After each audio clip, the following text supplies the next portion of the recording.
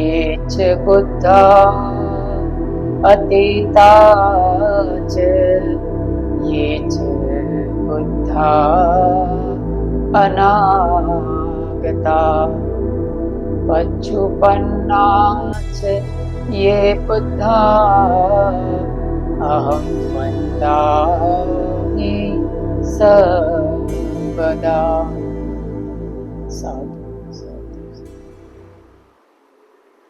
विश्व वंदनीय महाकारुणिक भगवान तथागत सम्यक संबुद्ध को पंचांग प्रणाम। बाबा साहब के प्रति कृतज्ञता व्यक्त करता हूँ। चैनल व्हील ऑफ धम्म को देख रहे हैं सभी श्रद्धावान उपासक उपासिकाओं के प्रति मंगल मैत्री व्यक्त करता हूँ। कुछ समय से हम धम्म पद के गाथाओं और कथाओं के ऊपर श्रृंखलाबद्ध धम्म देशना सुन रहे हैं। अब तक हम 4 वर्ग की गाथाओं के ऊपर धम्म देशना सुना है। यमक वर्ग, अपमाद वर्ग, चित्त वर्ग, पुफ वर्ग, ये 4 वर्ग हम खत्म कर चुके हैं और अभी जो चल रहा है वो बाल वर्ग के ऊपर हम धम्म देशना सुन रहे हैं। पिछले थोड़ा समय का अंतराल ज्यादा हो गया, मैं वीडियो अपलोड नहीं कर पाया ये श्रृंखला में। तो आज हम जो धम्म देशना सुनने जा रहे हैं वो बाल वर्ग की है। एज इट इज पहले भी हमने जाना है कि भगवान बुद्ध ने जो हमारे एक एक गुण होता है, हमारा भले बुरे गुण होता है, उनको लेकर एक एक वर्ग में धम्म देशना को समाविष्ट किया है। उसी तरह से बाल वर्ग को भी समाविष्ट किया गया है। बाल का अर्थ होता है बालक। सामान्यतः अगर हम धम्म का साहित्य पढ़ते हैं तो उसको मूर्खता के रूप में रचित किया गया है, मूर्खामी के रूप में उसको संबोधा गया है। हालांकि हम जिसे मूर्खता समझते हैं, हम जिसे मूर्खामी समझते हैं, उस मूर्खामी के साथ ये बाल शब्द को कोई लेना देना नहीं है। ये बाल शब्द नादानियत को लेकर है, यानी जो धम्म घाती है, जो धम्म के विरुद्ध में कार्य करता है, उसको बाल कहा गया है। चाहे वो व्यवहारिक दुनिया में हमारा जो दुनियादारी का जो क्षेत्र है उसमें चाहे वो कितना भी इंटेलिजेंट हो, लेकिन फिर भी अगर वो धम्म द्वेषी है, धम्म घाती है, तो उसे बाल कहा गया है। यहाँ आज की धम्म देशना में अज्ञानता और कृपणता को बाल कहा गया है। आज की धम्म देशना में कृपणता, कंजूसी को बाल वृत्ति कहा गया है। यानी यदि हम कृपण है, हम कंजूस है, उदार नहीं है, तो यह भी बाल होने का लक्षण है। बाल यानी बालक, या तो उसे हम मूर्खामी कह सकते हैं। लेकिन याद रहे, जो हम जिसे हम मूर्ख समझते हैं जो दुनियादारी की भाषा में, वो मूर्खता के साथ संबंध नहीं है। उसी तरह से परिपक्वता को भी बुद्धिमत्ता के साथ संबंध नहीं है। हम जिसे बुद्धिमान समझ रहे हैं इस दुनियादारी की भाषा में, वो बुद्धिमान धम्म की भाषा में नहीं होता है। धम्म के अनुसंधान में, धम्म की दृष्टि से बुद्धिमान व्यक्ति धम्मकामी होता है। धम्म प्रेमी व्यक्ति को बुद्धिमान कहा जाता है, परिपक्व कहा जाता है। तो ये हम जो शब्दावली है, ये व्याख्या है, उसको अच्छी तरह से अपने मन में बिठाएंगे। आज की धम्म देशना में कृपणता, कंजूसी को मद्देनजर रखा है। उसका केंद्रस्थ विषय कंजूसी है और कृपणता, उसको लेकर जो हम अज्ञानता, अविद्या से प्रेरित होते हैं और हमको ऐसा लगता है कि हम हमेशा बने रहेंगे, ये मेरा है, वो मेरा है, ये सब मेरा है, मेरा मकान है, मेरे परिवार, मेरा पति पत्नी, भाई बहन, माता पिता इत्यादि इत्यादि। तो इसको लेकर हम बड़े आसक्त हो जाते हैं, हम बहुत परिग्रही हो जाते हैं और धन इकट्ठा करते रहते हैं, हम दान नहीं देते हैं। आज के विषय में बताया गया है। तो इसे कृपणता, कंजूसाई कहते हैं और यही बाल वृत्ति है, यही मूर्खता है, यही बाल का लक्षण होता है। ये बात आज की धम्म देशना में हम देखने को मिलता है। भगवान बुद्ध ने बहुत जगह बात बताया है, हमें हमेशा याद रखना चाहिए। जब भी दान की बात आती है तो बहुत सारे लोगों को अच्छा भी नहीं लगता है, बहुत सारे गृहस्थ लोगों को अच्छा नहीं लगता है। उनको ऐसा लगता है कि कोई सन्यासी गृहस्थ माने भिक्षु है अनागारी के, उसको दान नहीं मांगना चाहिए, दान की आवश्यकता नहीं, इत्यादि। लेकिन यहाँ सिर्फ अर्थदान की बात नहीं होता है, अर्थदान की बात नहीं होता है, बात होता है श्रमदान की भी होता है, बात हमारे अनुमोदना का भी होता है। हमारा जो हम एक प्यार से, प्रेम से, धम्म से और भिक्षु से प्रेरित होते हैं, वो भी दान है। हम अभय दान दे सकते हैं, हम किसी को जो विहार में आवश्यक चीज वस्तु है वो दान दे सकते हैं, अष्ट परिष्कर दान सकते हैं। दान के क्षेत्र बहुत विशाल है। तो ये दान की बात है। दान का अर्थ हमारा दायित्व निभाना होता है, दान का अर्थ होता है संविभाग करना। यथा बलम संविभाग रतो होती, मिलिंद प्रश्न में कहा गया है उपासक के 10 गुणों में कि यथा बलम संविभाग रतो होती, मानिए हमारी शक्ति के अनुसार हमें हमारी जो संपत्ति हम इकट्ठा करते हैं तो उसका संविभाग करना चाहिए। उसको संविभाग क्यों कहा गया है, उसको दायित्व क्यों कहा गया है? क्योंकि हम जो धन कमाते हैं, हम जो हमारे गुजरान चलाने के लिए हम पैसा अर्जित करते हैं, उस पैसे पर समाज का अधिकार होता है। क्यों? क्योंकि हमारे पास जो धन आता है वो समाज से आता है, समाज ही हमको देता है, तो उसमें समाज का भी हिस्सा है। समाज कोई धंधा करने वाला, नौकरी करने वाला, उनके लिए समाज भी एक अन्नदाता होता है। इसके कारण से समाज का उसके ऊपर कुछ हक बनता है। तो इसीलिए हमें कृपणता और कंजूसाई नहीं बरतना चाहिए। हम आए दिन देखते हैं बहुत सारे, हम अगर गौर से देखेंगे तो हम पता चलेगा कि हम सही में बाल है, हम सही में कृपण है, हम कितना अज्ञानी है कि हमको समझ में नहीं आता है सही सही बात। देखिए आए दिन अखबार में हम सुनने को मिलेगा, एक बार आया था अखबार में कि कोई मुंबई के साइड में कोई भिखारी मर गया तो उसके आसन के नीचे से लाखों रुपया मिला। ये परिग्रह कृपणता की निशानी है।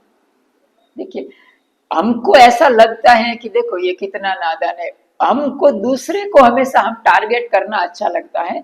हम दूसरे को जब भी नीचा मानना, बुरा मानना, उसको गलत मानना हमें सुकून देता है, हमें तसल्ली देता है। हम अपनी तरफ देखना भूल जाते हैं। तो देखिए समाज में आप देखिए बैंकों में कितने अरबों खरबों रुपये बिन वारसी हालत में पड़े होते हैं, लेकिन उसका कोई मालिक नहीं होता है। क्यों? ये कृपणता की निशानी है, कंजूसाई की निशानी है। इंसान कृपणता और कंजूसाई के कारण दान पैसे जमा करता है, परिग्रह करता है, फिर आखिर में दुनिया छोड़कर चला जाता है और धन वैसे का वैसे पड़ा रह जाता है। तो ऐसे आए दिन हमारे सामने अनेक दृष्टांत हमको देखने को मिलेगा। एक आदमी कहता है, कमाता है किसके लिए? संतान के लिए। संतान के लिए वो लाखों करोड़ों रुपया छोड़कर जाता है। वो संतान कमाता है, वो अपने संतान के लिए कमाता है, वो भी लाखों करोड़ों छोड़कर चला जाता है। इस तरह से हर इंसान अपने संतान के लिए धन छोड़कर जाता है, धन छोड़कर जाता है। और होता यह है कि एक इंसान का धन माने बहुत दूर दूर समय के भविष्य में खो जाता है और गलत मार्ग पर चला जाता है। ऐसा हमेशा होता है। देखिए कि इंसान धन का सही सही उपयोग नहीं करता है और धन है वो गलत मार्ग पर चला जाता है। इसीलिए कहा जाता है कि लोभी का धन है वो तुतारे खा जाते हैं। तो हमेशा हमें थोड़ा सा माने थोड़े में से थोड़ा हमें उदार बन के दान देना चाहिए। ये बात आज की धम्म देशना का केंद्रस्थ विषय है। मेरा जीवन की एक आपको सत्य घटना बताता हूँ। सत्य घटना है और हमारी आँख खोल देने वाली है, तो आपको अच्छा लगेगा। जब भी हम श्रीलंका गए थे, तो श्रीलंका से जब भी वापस आए तो दिल्ली उतरे थे और दिल्ली से हमें लुम्बिनी जाना था। तो हम जा रहे थे, तो हम जा रहे थे, उसके आगे एक कपल जा रहा था, शायद विदेशी होगा कि इंडियन होगा कुछ नहीं, लेकिन एक पति पत्नी जा रहे थे। उनके पास एक छोटा सा बच्चा भी उसकी गोद में था और बराबर उसके आगे एक बहुत गरीब औरत, मानी गरीब औरत, अपने उसने पीठ पर एक चद्दर में बच्चा बांधा हुआ था और उसके पास एक लकड़ी का स्टैंड था, उसके ऊपर बच्चों के लिए जो छोटी छोटी आइटम्स होता है वो बेच रही थी, जैसे गुब्बारे हैं, कुछ खिलौने हैं, इत्यादि इत्यादि। वो औरत बेच रही थी, बहुत गरीब थी। तो और उसके पीछे वो कपल जा रहा था और उसके पीछे हम। बहुत इंटरेस्टिंग, मानी हमारी आंखें, हमारे जीवन का ही ये सब घटनाएं होती हैं, हमें सिर्फ ऑब्जर्व करना होता है। तो वो कपल को कुछ खिलौना लेना था, तो उसने उस औरत से कुछ खिलौना मांगा और वो परचेस करना चाहते थे। अभी वो खिलौने के लिए उस वो कपल है, वो औरत के साथ बार्गेनिंग कर रहे थे, भावताल कर रहे थे। नहीं नहीं, इतना नहीं, मैं इतना दूंगा, 10 रुपया नहीं, मैं 5 रुपया दूंगा, 20 रुपया नहीं, ऐसा वो भावताल कर रहे थे उस औरत के साथ।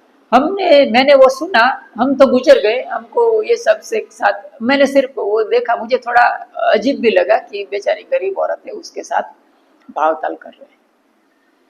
कहानी यहाँ खत्म नहीं हुई, कहानी आगे बढ़ता है और वो कपल, हम जा रहे थे लुम्बिनी का, जहाँ उसका बाउंड्री होता है, वहां जा रहे थे और उसका जो पासपोर्ट ऑफिस था उधर, स्वाभाविक है कि पासपोर्ट का क्लियरेंस कराना पड़ेगा अंदर जाने के लिए, दूसरा देश है। तो वो कपल भी उधर आ गया। अभी जहाँ जो पासपोर्ट का क्लियरेंस करने वाले जो भी ऑफिशियल्स बैठे थे, वो मानी रिश्वतखोर थे, उनको रिश्वत चाहिए, तो उनको पैसा चाहिए था। तो हर एक जो भी आदमी क्लियरेंस के लिए आता ना, उसको वो सीधी तरह से बात नहीं करेगा, उसको बिठा के रखेगा, उसको बहुत देर करेगा, उसको ये बहाना करेगा, वो बहाना करेगा, ऐसा। तो उसको बेचारा, उसको जो नया नया होगा उसको पता नहीं चलेगा। तो वो कपल को भी बिठा के रखा, बहुत उसका काम ही नहीं करता था। हमको भी बिठा के बहुत सारे, ये सब हमारे साथ भी गुजरा और उनके साथ भी गुजर रहा था।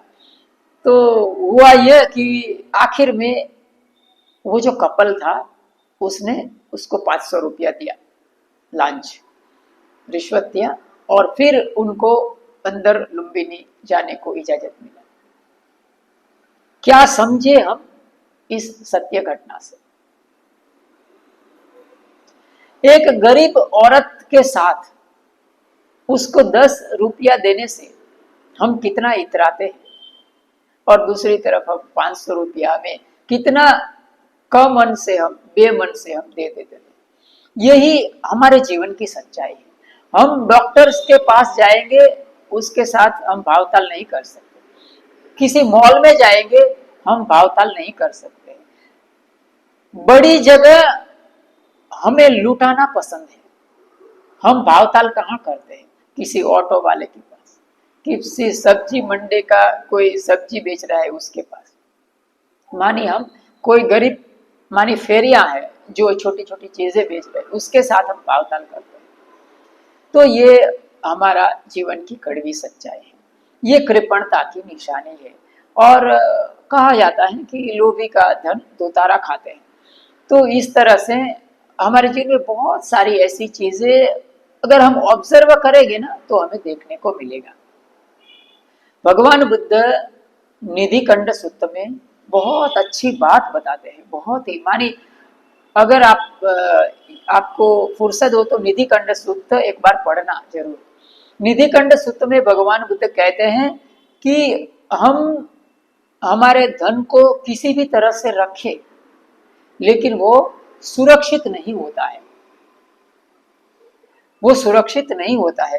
पहले के जमाने में जलाशय में गाड़ देते थे, जलाशय में या तो कोई एकांत जगह पर आदमी रात को जाकर अंधेरे में जमीन खोदकर उसमें धन संचय करके घड़ा भर के उसमें डाल देता था, हीरे जवाहरात कैश इत्यादि। लेकिन भगवान का कहना है कि वो भी सलामत नहीं रहता। तावस्सु निहितो संतो गंभीरे ओदकंतिके न सब्बो सब्बदाए व तस्य तम उपकंपति। मानी वो कितना भी आप उसको सलामत रखने की कोशिश करें, लेकिन वो सलामत नहीं रहता है। पहले के जमाने में जमीन खोद के जमीन में गाड़ देते थे, आज हम बैंक में गाड़ देते हैं। तो बैंक में भी हमारा अगर पैसा पड़ा होता है तो हमें कोई बार चिंता सताता है, बैंक का नोटबंदी हो गया, बैंक एक दूसरे में मर्ज हो गया, तो बहुत लोग चिंता तो हो जाते हैं, बैंक पूरा दिवाला निकल गया। तो ये फिर लोग को मानी चिंता सताती है कि मेरे पैसे का क्या होगा, है ना। हमारा जो धन है वो कहीं पर सलामत नहीं है। तो सलामत कहाँ है, हमारा धन सलामत कहाँ है? तो हमारा धन सलामत है अगर हम योग्य स्थान पर हम धन का व्यय करते हैं। नहीं तो धन चले जाने वाला है, हमारे साथ धन हमेशा नहीं रहने वाला है। तो अगर हम योग्य स्थान पर धन का व्यय करते हैं तो हमारा धन है वो हमको बड़े मात्रा में वापस मिलता है। जैसे कि दुनियादारी की बैंक है, तो दुनियादारी की बैंक में हम पैसा जमा करते हैं, 1 लाख रुपया 2 लाख रुपया हम जमा करते रहते हैं, लेकिन वो जमा की हुई रकम जब भी हम लेने जाते हैं तो दुनियादारी की बैंक हमें ब्याज के साथ वो वापस देती है। ये तो दुनियादारी की बैंक है, लेकिन जो धम्म की बैंक है वो हमें बहुत बड़े ब्याज के साथ हमें हमारा दिया हुआ वापस करती है। तो ये बात को हम याद रखना चाहिए। चेत यभिच संगे वा पुगले अतिथि सुवा मातरी पीतरी चापी अथो जेठम ही भातरी। मातरी पीतरी चापी अथो जेठम ही भातरी ऐसो निधि सुनीहि तो अज्ञेयो अनुगामी को पहाय गमनी ये सुएतम आदाय। मानी ये संपत्ति है जो हम जीवन में जो दान करते हैं, पुण्य करते हैं, ये संपत्ति है वो इन्वेस्टमेंट है, हमारा रोकान है, वो हमारे पीछे पीछे पीछे पीछे आती है। कहाँ दान देने का? यस दानेन शीलेन संयमेन दमेन च। जो व्यक्ति शीलवान है, जो व्यक्ति धम्म के मार्ग पर है, चैत्य विप संगेवा, चैत्य के पीछे, संघ के पीछे जो दान दिया जाता है वो दान है मानी अनुगामी को पहाय गमन ये सुएतम आदाय गच्छति। मानी हमारे पीछे पीछे चलने वाला होता है। अचोरा हरणो निधि, मानी उसको कोई चुरा नहीं सकता है, वो हमें हमारा ही रहता है, उसको कोई ले नहीं सकते। ये सब बात है वो आज की धम्म देशना का केंद्रस्थ विषय है। ये थोड़ी सी बात मैंने पूर्व भूमिका के रूप में कहा है। हम आगे बढ़ते हैं धम्म देशना में। आज की धम्म देशना धम्म पद के बाल वग की 3 नंबर की गाथा है और ओवरऑल देखा जाए तो ये 63 नंबर की गाथा है। पुत्ता मथी धन मथी इति बालो विहग्यति, पुत्ता मथी धन मथी इति बालो विहग्यति, अत्ता ही अत्तनो नथी कुत्तो पुत्ता कुतो धनम। कहने का अर्थ है कि हमको लगता है कि ये पुत्र मेरा है, ये पत्नी मेरा है, पुत्ता मथी धन मथी, धन मेरा है, पुत्ता मथी धन मथी इति बालो विहग्यति। ऐसा सोच सोच कर बाल मानी जो बालक वृत्ति है, आदमी अज्ञानी है, वो ऐसा सोचता है कि पुत्र मेरा है, ये धन मेरा है, मकान मेरा है, सब मेरा है। लेकिन अत्ता ही अत्तनो नथी, हम खुद अपने नहीं है तो कैसा पुत्र और कैसा धन। हम अपने नहीं है ना, हमारा शरीर को हम रोक नहीं सकते हैं। मानी काल हमें खा रहा है और एक तरफ हम मृत्यु को अधीन हो जाएंगे। तो इसीलिए ये आज का जो धम्म देशना है उसमें कृपणता और जो कंजूसाई है उसको टारगेट किया गया है। श्रावस्ती में आनंद श्री नाम का एक श्रेष्ठी था और स्वाभाविक वो बड़ा कंजूस आदमी था, कृपण था। कभी वो अपने धन को, थोड़ा सा भी धन को किसी को भी दान नहीं देता था और योग्य स्थान पर उसका उपयोग भी नहीं करता था। उसका एक पुत्र मूलश्री था, तो अपने पुत्र के लिए भी वो धन इस्तेमाल नहीं करता था और अपने पुत्र को भी वो ऐसे ही सलाह देता रहता था कि हमें धन संचय करना चाहिए, धन का परिग्रह करना चाहिए, धन बचा कर रखना चाहिए, किसी ऐरे गेरे नथु गेरे को घर में नहीं आना देना चाहिए ताकि हमारा धन देख ले, उसको देना पड़े, उसको खिलाना पिलाना पड़े। तो वो इस तरह की कंजूसाई कृपणता भरी बातों से अपने जो पुत्र था उसको भी वो समझाता रहता था। अभी एक बार स्वभावतः हमारा शरीर है तो वो आनंद श्री था, श्रेष्ठी मर जाता है। अभी मर गया तो जिंदगी भर उसने सिर्फ परिग्रह किया था, उसने इकट्ठा ही किया था, उसने कुछ भी दिया नहीं था। तो स्वाभाविक है उसका पराभव होना तय है। तो उसका पराभव हुआ। बहुत वित्तो पुरुषो सही रहियो सबो जनो एको भुंजति साधुनी तम पराभव तो मुखम। पराभव सूक्त है, उसमें कहा है कि बहुत वित्तो पुरुषो, बहुत सारा धन है, बहुत मानी बहुत सारा धन है, बहुत वित्तो पुरुषो सही रहियो सबो जनो, मानी उसके पास सब कुछ है, पर्याप्त मात्रा में है। सही रहियो सबो जन एको भुंजति साधुनी, लेकिन अकेला खाता है, किसी का देता नहीं है, कुछ भी देता नहीं है, लेकिन अकेला ही उपभोग करता है, वो है पराभव का कारण बनता है। तम पराभव तो मुखम। तो उसी तरह से आनंद श्रेष्ठी का हुआ। आनंद श्रेष्ठी श्रावस्ती में कोई भिखारियों के गांव में उसका जन्म हुआ और भिखारी बेचारे बहुत गरीब, भीख मांग कर खाते। तो जैसे ही आनंद श्री भिखारियों के गांव में एक स्त्री के उदर में उसने प्रवेश किया, तो वैसे ही गांव का पूरा जो था उसके ऊपर आपत्ति आ गई। कोई गांव को भीख नहीं देते थे, गांव को सब मिलना बंद हो गया। पूरा गांव है वो भूख प्यास से मारे तड़पने लगा और औरत की भी बहुत असह्य स्थिति हो गई। तो गांव वाले सोच में पड़ गए कि ये हमारी हालत क्यों ऐसे हो गई, ये क्या कारण है। तो उन्होंने देखा कि ये औरत है, उसके पेट में जब से बच्चा आया है तब से हमारा गांव की स्थिति बहुत बिगड़ गई है।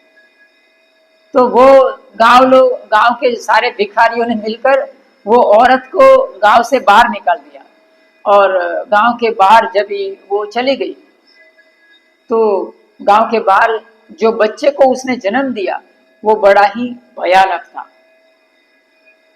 उसका चेहरा मोहरा इतना कदरूपा और इतना डरावना था कि लोग उनको देखते ही डर जाते थे। धीरे धीरे बच्चा बड़े होने लगा। हम बात कर रहे हैं वो आनंद श्रेष्ठी की। तो वो आनंद श्रेष्ठी बहुत कदरूपा बन के जन्मता है अपने दूसरे जन्म में। तो वो कदरूपा डरावना बच्चा जब बड़ा होता है तो एक समय की बात है, वो आनंद श्रेष्ठी बच्चा जो कदरूपा डरावना था वो अपने पुराने माने अपने पूर्व जन्म का घर से निकल रहा था, मूलश्री के घर से वो गुजर रहा था। तो वहां से गुजरता है तो मूलश्री उस डरावने भयानक बच्चे को देखता है तो गांव के और उनके जो परिवार वाले बच्चे डर ना जाए, उनको माने बड़ा ही जुगुप्सा पैदा हुआ। तो गांव के लोगों को माने अपने आदमियों को कहकर उसको बहुत मारा पीटा और भगा दिया उधर से। तो उस समय बराबर भगवान तथागत सम्यक संबुद्ध और आनंद गुजर रहे थे। तो भगवान बुद्ध ने देखा और वो मुस्कुराए। भगवान बुद्ध बड़े ही प्रज्ञा चक्षु थे और सबके माने जानकार थे, बहुत सर्वज्ञ थे। तो उन्होंने मुस्कुराए और जाकर विहार में जाकर आनंद को कहा कि वो मूलश्री को विहार में बुला कर लाओ। मूलश्री और उसका जो वो बच्चा कद्रूपा था, उसका पूर्व जन्म का पिता आनंद श्री, दोनों को विहार में बुलाया गया।